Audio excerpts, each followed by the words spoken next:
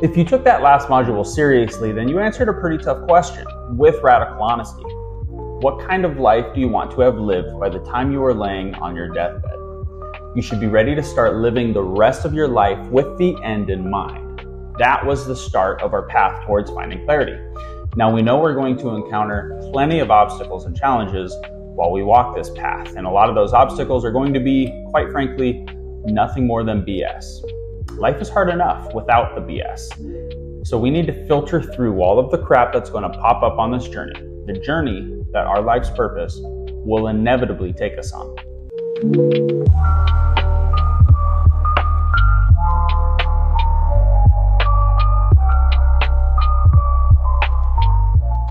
So let's start building our BS filter. The tool that we will need to make sure we don't let little issues become big problems. This is the tool that we will use to ensure we are only dealing with the problems that actually matter. And once we solve these problems, we'll actually move forward on our path towards creating a meaningful life. So to build this tool, we will first start with identifying our values.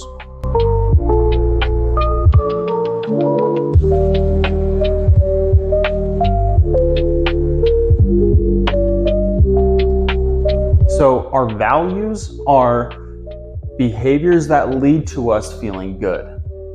These are behaviors like integrity, which is behaving authentically and speaking our truth. These are behaviors like courage.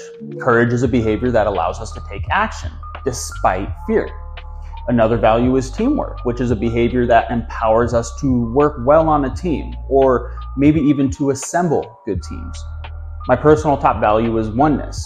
Oneness is a behavior that empowers me to identify signs in the world that humans are just different perspectives of the same higher dimensional being. Now I know that sounds woo-woo, but it is a value that for me leads to good feelings. Everyone has their own unique set of values, as unique as your fingerprints.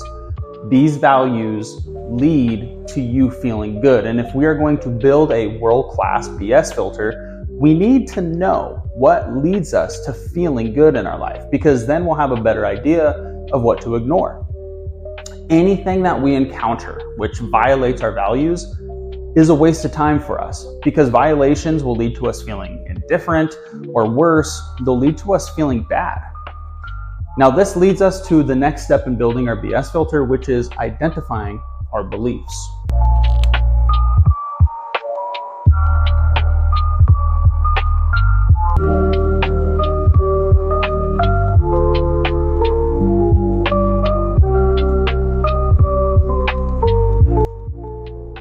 So values are what behaviors lead us to feeling good.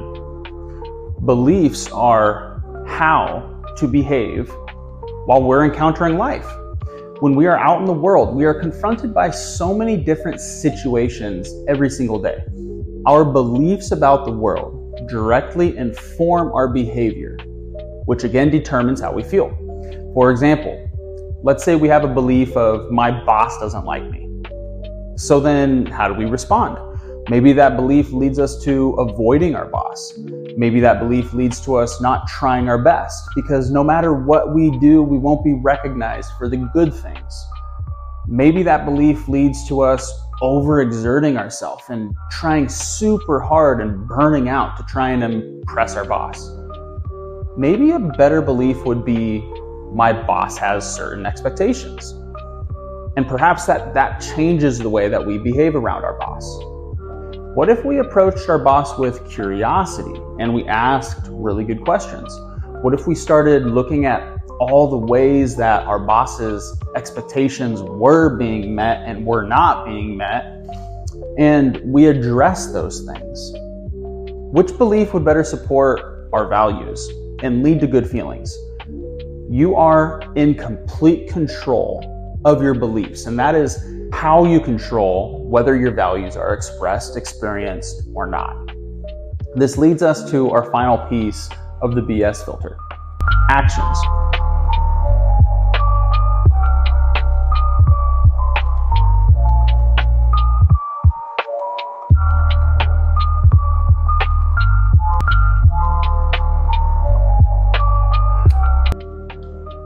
So actions are when we actually experience the feelings. So by now you should see that values are what behaviors lead to feeling good. Beliefs are how we make sure we are predisposed or ready to perform those behaviors. And actions are when the behaviors are actually carried out or expressed in life, which leads to feelings. When we exercise, we're taking action. When we decide what Netflix show to watch, we're taking action. When we are choosing what to eat, we're taking action. When we decide what to do with our friends, we're taking action. And yes, when we are not doing those things, or when we decide not to do those things, that is a choice, and that is also taking an action. This formula should be clear by now. Identify the behaviors that we need to feel good, values, mentally prime ourselves to do those behaviors, beliefs, and then physically carry out those behaviors, actions. We have now built our BS filter.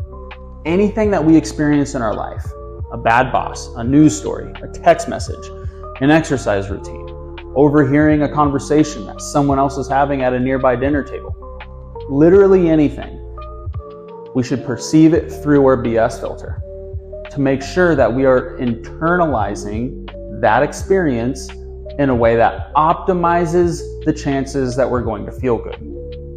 Now, why so much emphasis on feeling good? Because that is the most effective way for most people to experience success faster, longer, guaranteed.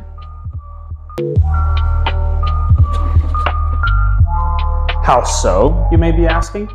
When you feel good through genuine appreciation, awe, and wonder for life, meaning you feel good based solely on your relationship with life, not due to ingesting or smoking a chemical or drug, but I'm talking about you feel good simply because you are happy with the things that are happening in your life.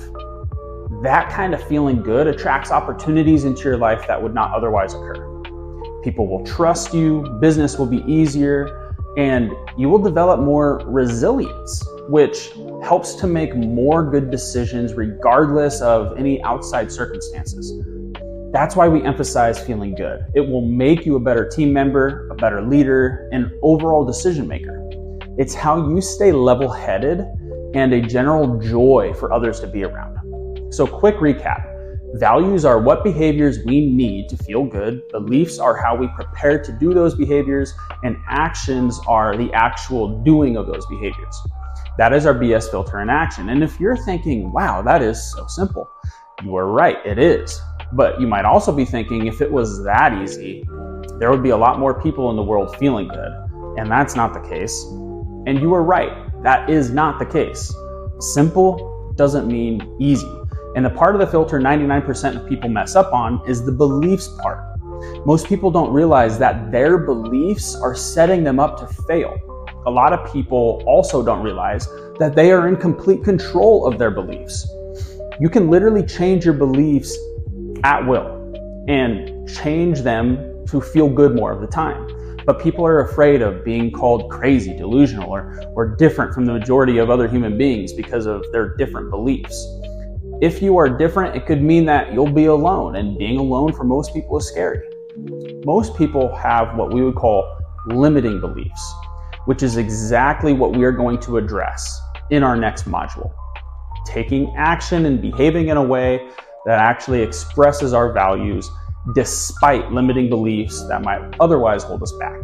Limiting beliefs like I'm dumb or I'm not good enough, or even the world doesn't want me to win. We need to crush these limiting beliefs so we can set ourselves up for success. Now, before we dive into module 3, you've got to complete the task activity for this module, which will be listing your top 5 values. What are your specific values? Mine are oneness, love, health, discipline, and fatherhood. I make sure that my beliefs about the world lead me to behaving in a way that results in me taking certain actions, which help me experience these values and ultimately to feeling good as often as possible. What are your values? Maybe leadership. Maybe you also value love. Maybe empathy, money. Money is a totally valid value to have. Get clear on those so that when we discuss limiting beliefs, you will better be able to avoid the pitfalls preventing you from experiencing your values. I'll see you in the next video.